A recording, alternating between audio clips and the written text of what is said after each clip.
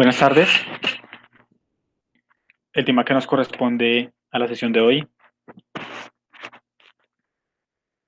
son las enfermedades cardiovasculares. Entonces vamos a empezar primero con un rápido recuerdo sobre la generalidad del aparato circulatorio y del corazón, donde vemos que el aparato circulatorio tiene tres funciones. La primera es el transporte, donde va a transportar nutrientes del aparato digestivo del aparato digestivo a los otros tejidos. También va a ayudar a los metabolitos y la producción de secreciones como son el transporte de ácido láctico de los músculos al hígado, el transporte de productos el transporte de productos metabólicos a los riñones. El otro es el transporte de gases, como el CO2 y el O2 de los pulmones a los tejidos viscerales y las vísceras, qué pena. Y pues obviamente el almacenamiento de oxígeno, el transporte también de hormonas, el transporte de células de defensa como son los leucocitos. La segunda función es el mantenimiento del medio interno, donde él va a proveer un medio interno adecuado por medio de un intercambio de nutrientes y además va a formar o tiene formas ionizadas de sales orgánicas e inorgánicas como son o se conocen como electrolitos entre el espacio intra y extracelular. Finalmente, la última función es la defensa con sus componentes de glóbulos rojos, glóbulos blancos. Con respecto al corazón, tenemos la estructura anatómica compuesta por cuatro cavidades, donde encontramos dos aurículas, aurícula derecha, aurícula izquierda, y dos ventrículos, ventrículo derecho y ventrículo izquierdo. Va a estar mediada por una pared o un septum, es este, y las diferentes válvulas. Encontramos válvulas de tricúspide, la válvula pulmonar, la válvula mitral, principalmente. Importantes arterias, arterias pulmonar, arteria aorta, arteria cava superior, vena cava superior y la vena pulmonar. Aquí vemos la imagen de una válvula. En ese caso sería la válvula del ventrículo, del aurículo y el ventrículo izquierdo, llamada válvula mitral. Me faltó nombrar la válvula aórtica. Un concepto importante dentro del corazón o cómo funciona el corazón es el dromotropismo, que hace referencia a la velocidad de la conducción de los impulsos cardíacos mediante el sistema excitoconductor. Tenemos que saber que el sistema simpático, el sistema nervioso simpático, tiene un efecto dromotrópico positivo. ¿Qué va a hacer? Va a aumentar la velocidad de conducción. Por lo contrario, el sistema nervioso parasimpático tiene un efecto eh, dromotrópico negativo y va a disminuir la velocidad de conducción. Otros conceptos básicos son el inotropismo o la contractibilidad, que es la propiedad mediante la cual las fibras miocardíacas desarrollan fuerza o tensión, permitiendo su acortamiento. Además, es una propiedad básica que posibilita la función de la bomba y uno de los determinantes del gasto cardíaco. El otro es el vamotropismo o la excitabilidad. Entonces, nos va a hablar de esa capacidad de despolarizarse ante la llegada de un estímulo eléctrico. Y el último es el cronotropismo o automatismo, que es esa propiedad de algunas fibras cardíacas, miocardíacas, para excitarse a sí mismas de forma rítmica y automática. Son el nódulo o están ubicadas en en el nodo sinusial y en la aurícula ventricular. El sistema nervioso simpático pues va a aumentar la pendiente, por lo tanto va a producir taticardia de momento de la frecuencia cardíaca. En cambio, el sistema nervioso parasimpático pues va a disminuir, provocando una bradicardia.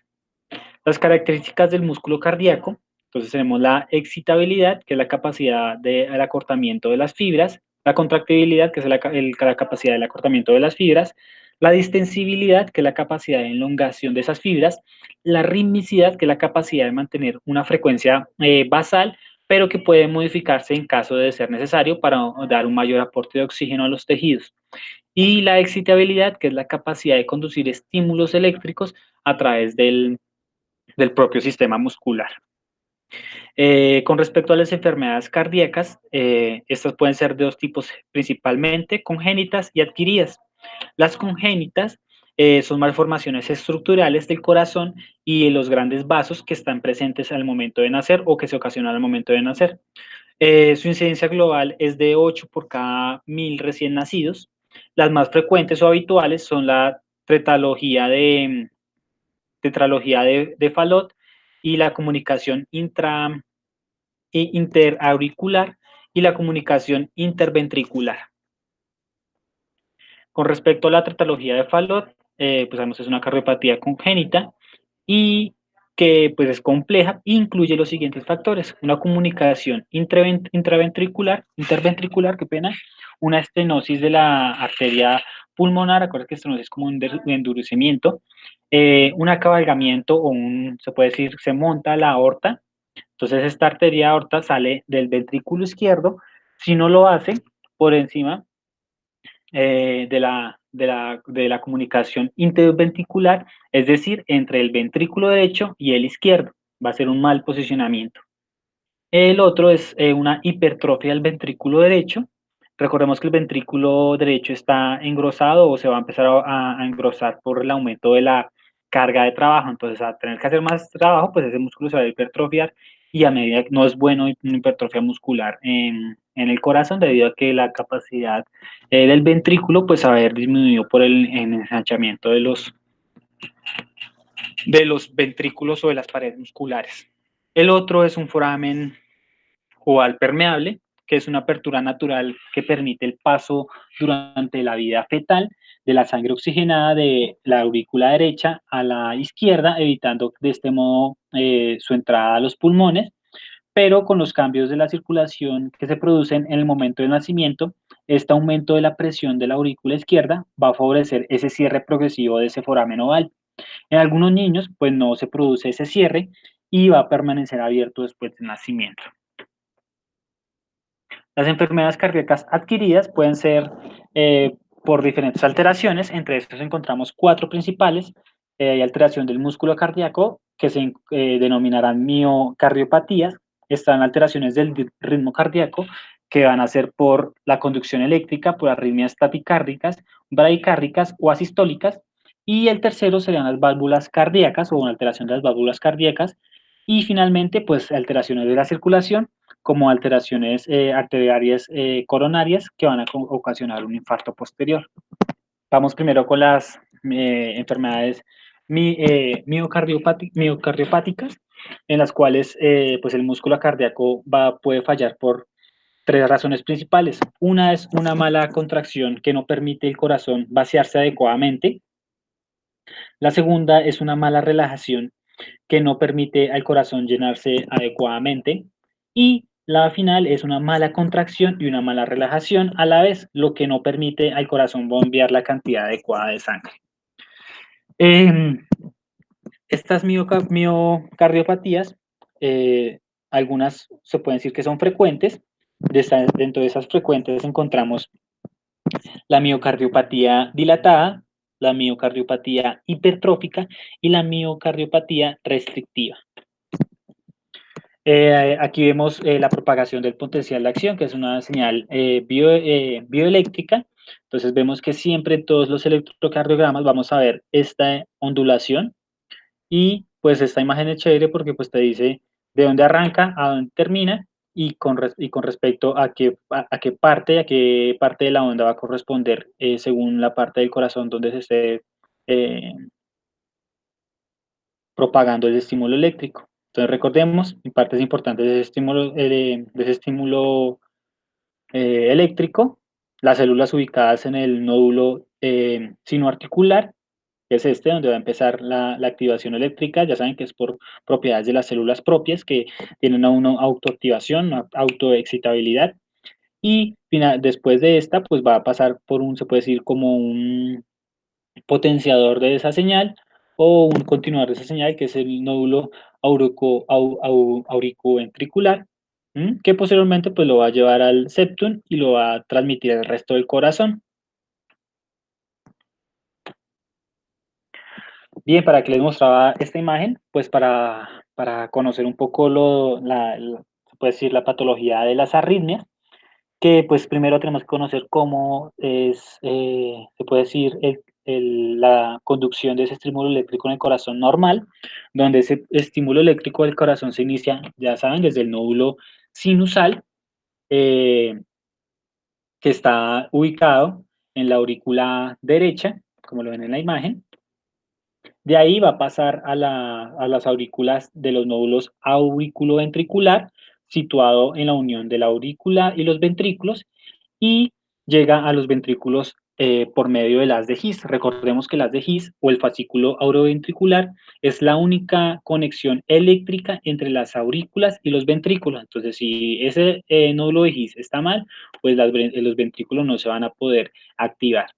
Luego, en los ventrículos se produce un estímulo sincrónico a través del sistema de Purkinje que nos va a llevar que todo se vea reflejado en un electrocardiograma de la mejor forma, o que es la mejor forma o la más fácil de mirar el ritmo cardíaco. ¿Cómo se ve una de estas imágenes? Es como esta gráfica en la cual tiene diferentes puntos. Ya vamos a ver un poco más adelante cómo se conocen cada uno de esos puntos de esa gráfica. Ahora bien, si ya hay una alteración en la arritmia, pues vamos a ver qué puede aparecer por algunos de estos tres motivos. El primero es uno de los mecanismos eléctricos falla por falta de la generación de impulsos eléctricos. El otro es el impulso eléctrico se origina en el sitio erróneo y no tiene, se puede decir, el canal para pasarlo o conducirlo al resto del corazón. Y el tercero, sería que los caminos de la conducción eléctrica están alterados, ya sea por falla, por necrosis o simplemente por alguna alteración genética o adquirida. También tenemos que hay diferentes clasificaciones de la arritmia, puede ser por su origen, puede ser supraventriculares, que se localizan por encima de los ventrículos, o sea, estarían ubicadas en las aurículas y en el nódulo auricoventricular, o en los ventrículos, que se va a originar en los ventrículos, valga la redundancia. Su clasificación puede ser por su frecuencia cardíaca, donde vamos a tener arritmias rápidas o taquicardias, que son frecuencias superiores en reposo de 100 latidos por minuto, una bradicardia lenta o una bradicardia o un ritmo cardíaco lento, que va a ser una frecuencia cardíaca por debajo de los 60 latidos por minuto, puede ser un poco menos. Otra clasificación es por su causa, puede ser causas fisiológicas, que son las que se originan por una alteración orgánica o de otro nivel, ya sea como una anemia, una taticardia en el ejercicio, bradicardia sinusal producidas por entrenamiento deportivo, que no son malas, ¿no? No necesariamente es que sean malas. La otra son causas patológicas que pues no son atribuibles a las causas secundarias o reconocidas.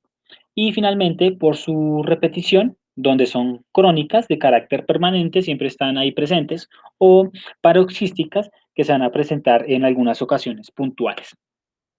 Los síntomas más generales en la arritmia cardíaca son las palpitaciones, que es ese sentir como que uno siente o alcanza a escuchar como el corazón palpita, y va acompañado de un mareo, un síncope, que es como una baja de la tensión arterial, que se acompaña con una visión borrosa y una sensación de debilidad. También puede ir acompañado de un dolor torácico y pues finalmente ese síncope y ese mareo pues va a llevar a una pérdida del conocimiento, aunque en algunos casos pues estas arritmias pueden pasar no presentan síntomas, o los síntomas que presentan son muy leves y la gente no les presta atención. Otras de las enfermedades son las valvulopatías.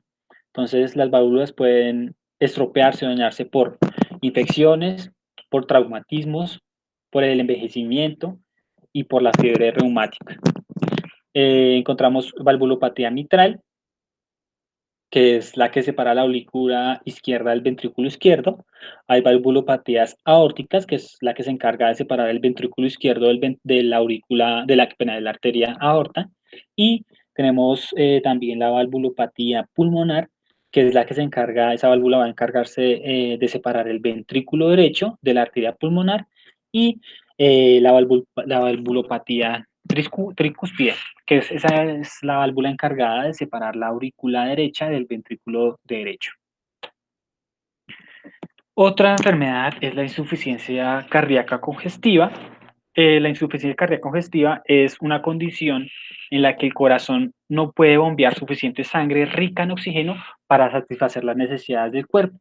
Cuando el corazón no bombea de manera eficiente, la sangre se puede represar en los pulmones y en los tejidos y va a provocar una insuficiencia cardíaca grave dependiendo de la pérdida de la cantidad o de la capacidad de bombeo de su corazón.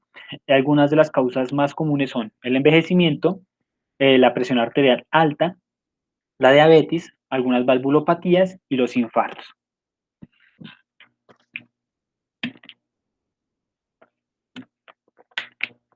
La enfermedad arterial coronaria es una de las más comunes y las que más importancia porque pueden causar infartos. Entonces se desarrolla cuando las arterias coronarias, que son los principales vasos sanguíneos que irrigan el corazón con sangre y oxígeno y nutrientes, se van a dañar o se van a enfermar. El colesterol, pues, va a ser el principal causante que contiene o que va a poner depósitos de ese colesterol o placas en las arterias que suelen ser coplanares y de enfermedad arterial coronaria. Entonces ese colesterol se va a ir depositando en esas arterias poco a poco, formando placas hasta formar una enfermedad arterial coronaria. Pues esto pues, va a llevar a un infarto, entonces un infarto cardíaco. El infarto se conoce como un proceso agudo donde el tejido miocárdico experimenta disminución grave y prolongada del suministro de oxígeno por irrupción o deficiencia del flujo sanguíneo coronario, lo cual va a dar lugar a una necrosis o muerte del tejido en la zona del músculo cardíaco que está desprovista de ese aporte de oxígeno normal.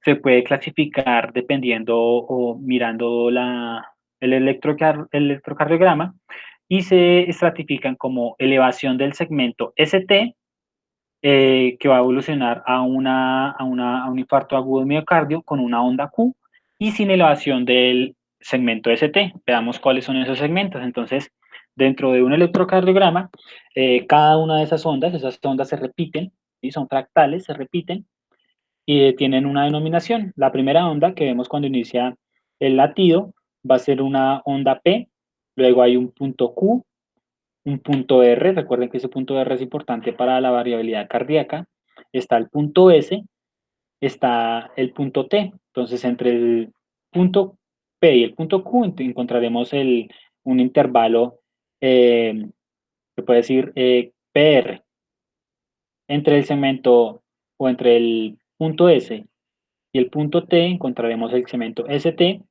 y pues el intervalo QT va a ir desde el punto Q hasta el T. Entonces, dependiendo de alteraciones de estas, si hay aumento del segmento ST, se aumenta, si no está así plano, sino que no lleva sino que lleva se puede decir un punto más arriba, podría ser, o podría decirse que es una alteración con elevación del segmento ST. La arteriosclerosis, pues también tiene que ver mucho con los infartos, porque son depósitos de grasas que se acumulan con el tiempo y van a formar placas en las arterias del corazón, como se ve en la imagen 1. Aquí la persona puede que no presente síntomas. Luego, la placa se va construyendo con el tiempo, se va aumentando y eventualmente pues va a bloquear completamente la arteria y va a llevar a una ruptura o a causar un ataque del corazón. Pues si esta arteria empieza a aumentar, aquí empieza a aumentar la placa, hasta que cierra completamente la arteria. Aquí puede pasar dos cosas, o se rompe o simplemente deja de pasar sangre. Entonces va a causar una necrosis sobre el tejido del corazón, que es donde desaparecen los ataques al corazón, por esa muerte de ese tejido muscular por la falta de flujo sanguíneo. Y una de las enfermedades más, de pronto de más incidencia y permanencia en toda la población humana es la hipertensión, en la cual tenemos que tener mucho cuidado en la prescripción de ejercicio. Entonces, empezamos con la definición, donde va a corresponder a un nivel promedio sostenido por encima de los 140, 140 de sistólica y 90 de distólica miligramos de mercurio en pacientes adultos. Esto se ha ido disminuyendo con el tiempo, pero pues este todavía es el concepto que se utiliza. Se entiende como un problema de salud pública a nivel mundial. Se debe tener en cuenta que los medicamentos tienen efectos secundarios.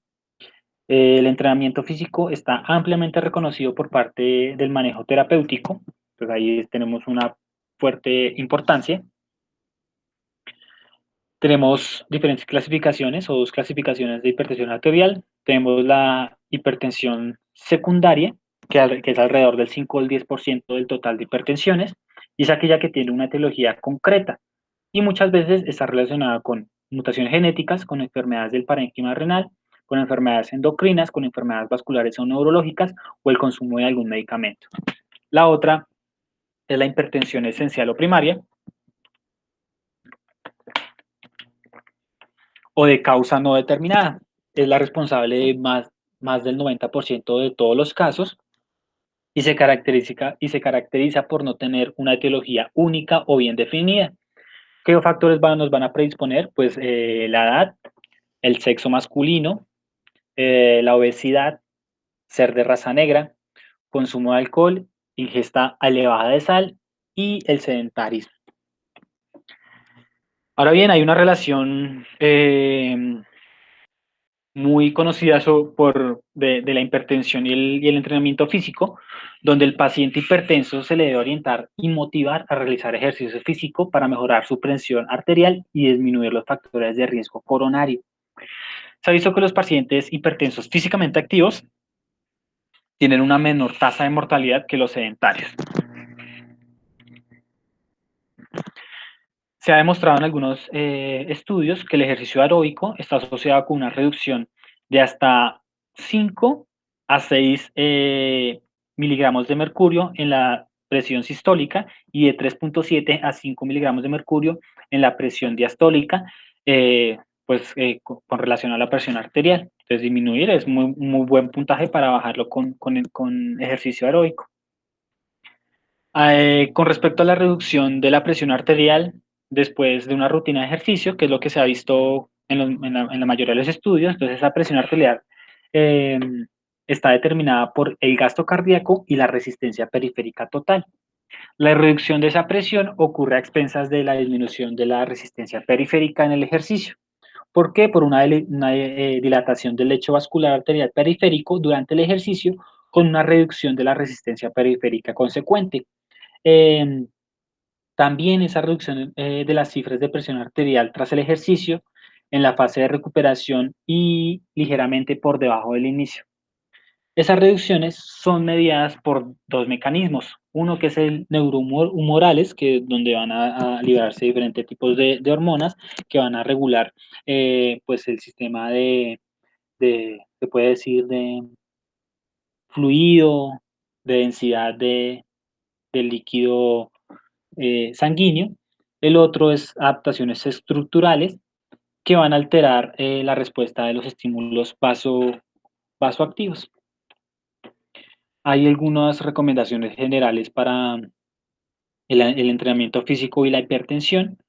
Entonces tenemos que se debe tener un periodo de calentamiento y enfriamiento entre 5 y 10 minutos. De todos modos, quiero que revisen la información que les envíe para que se actualicen en este tipo de recomendaciones. Las que les envié son de las recomendaciones de la ACSM del 2018, pero les voy a leer esta que tienen algunas modificaciones, pero pues no son muy grandes. Em, Se va a hacer este periodo de calentamiento por medio de estiramientos, algún ejercicio de calistenia, ejercicio aeróbico de baja intensidad como caminar o ciclismo. ¿Qué tipo de ejercicios debemos utilizar? Ejercicio aeróbico, dentro de los cuales encontramos ciclismo, caminata y natación. Los ejercicios de resistencia hay que tener cuidado con el levantamiento de pesas porque si hay una mala técnica pues vamos a aumentar la presión arterial. Se utiliza levantamiento de pesas, máquinas preferiblemente para que el entrenamiento sea un poco más seguro y que sean fáciles de usar.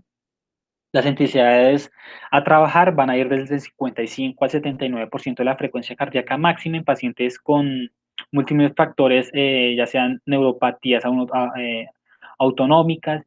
Se debe empezar o se debe realizar en una prueba de esfuerzo, eso sería casi que para todas las personas, en especial para este tipo de pacientes, se debe empezar con una prueba de esfuerzo, obviamente en laboratorio y muy controlada. Si la persona está muy descondicionada, pues debe empezar desde el 50 al 60% de la frecuencia máxima con una intensidad baja de ejercicio. Cuando no se cuenta con las pruebas de esfuerzo, se puede calcular la frecuencia cardíaca, aunque no es muy recomendable, esta recomendación lo tiene así, pero no es recomendable. Si no se puede realizar prueba de esfuerzo, pues se puede empezar a realizar la prueba de esfuerzo, pero tener en cuenta más que la frecuencia cardíaca máxima, tener la percepción de esfuerzo. Mm,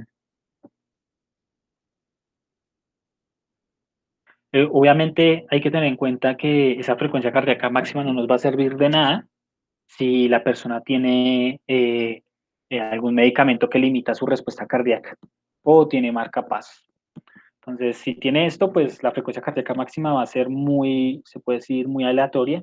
Entonces, es mejor guiarse por la, por la, por la escala de percepción de esfuerzo. La duración del ejercicio, con respecto al ejercicio aeróbico, se va a realizar entre 30 y 45 minutos. Por ejemplo, en caminadora, se debe procurar mantener la frecuencia pertinente o el esfuerzo pertinente del objetivo durante la mayor parte de ese tiempo. Con respecto a la frecuencia de los ejercicios, entonces el ejercicio aeróbico se debe realizar de 3 a 4 veces por semana para obtener los beneficios de este ejercicio. eh, Se requiere aumentar la frecuencia cardíaca progresivamente. Importante, pues realizar una muy buena evaluación del paciente, donde la prueba de esfuerzo se puede decir que es muy importante. También yo recomendaría electrocardiograma, si se puede. Y pues la idea es que antes de iniciar la rutina de ejercicio se tenga esa prueba de esfuerzo que nos va a servir para identificar algún tipo de isquemia, algún tipo de arritmias, también isquemias miocardíacas asintomáticas que no presenten síntomas. Nos va a proporcionar datos acerca de la frecuencia cardíaca máxima y pues obviamente de la respuesta de la presión arterial al ejercicio. Con respecto a la prescripción, se dice que mínimo 3 veces a la semana o más si es posible. Eh, Obviamente si dentro de los ejercicios también está la pérdida de peso, pues debe ser un poco más amplia la frecuencia. Las sesiones de entrenamiento deben comenzar con un periodo de calentamiento y deben terminar con un periodo de enfriamiento. El ejercicio aeróbico, como la caminata, el ciclismo, la natación, debe ir aumentando gradualmente desde 30 hasta los 45 minutos. Los objetivos de frecuencia cardíaca deben encontrarse entre 55 y 79% de la frecuencia cardíaca máxima. Si la respuesta cardíaca no está limitada por medicamentos o está limitada por medicamentos, el uso de la escala de esfuerzo es la más segura. Para el ejercicio físico, eh, pueda mostrar sus beneficios terapéuticos, pues este programa debe durar mínimo 3 meses y más o menos a los 6 meses pues se podrían ver los resultados generales. Con respecto a las precauciones en el ejercicio, se debe tener en cuenta los accidentes observados, pueden ser, por ejemplo, ruptura vascular de un vaso lesionado o que está congénitamente alterado, como un aneurisma, se puede provocar también un accidente cerebrovascular. También se ha visto fenómenos de tromboembolismo, que es cuando un émbolo se suelta de esa grasa, se suelta en las venas y pues va a parar a otro órgano, con casi pues, generalmente todo hacia el corazón, entonces genera un taponamiento en el corazón o en el cerebro y va a provocar ya sea infarto cardíaco o un accidente cerebrovascular. Los pacientes que usan antihipertensivos tipo beta bloqueadores o diuréticos, ellos pierden la capacidad, pues parcialmente, de controlar la temperatura durante el ejercicio, ya sea en ambientes de calor o en humedad. Entonces, ¿qué se va a hacer? Pues se debe educar acerca de los signos y síntomas de alerta de un golpe de calor, de usar ropa adecuada que facilite la evaporación y el enfriamiento. Adicionalmente, los betabloqueadores pueden alterar la capacidad máxima y submáxima del ejercicio. Entonces, si tienen este tipo de betabloqueadores, pues ya saben, la frecuencia cardíaca máxima va a ser muy subjetiva o mejor hacerla subjetiva. Los fármacos como los bloqueadores tipo alfa, estos bloqueadores de los canales de calcio y los vasodilatadores pueden provocar hipotensión después de una irrupción abrupta del ejercicio, por lo cual en estos casos se debe recomendar periodos de enfriamiento mucho más prolongados que de 5 minutos.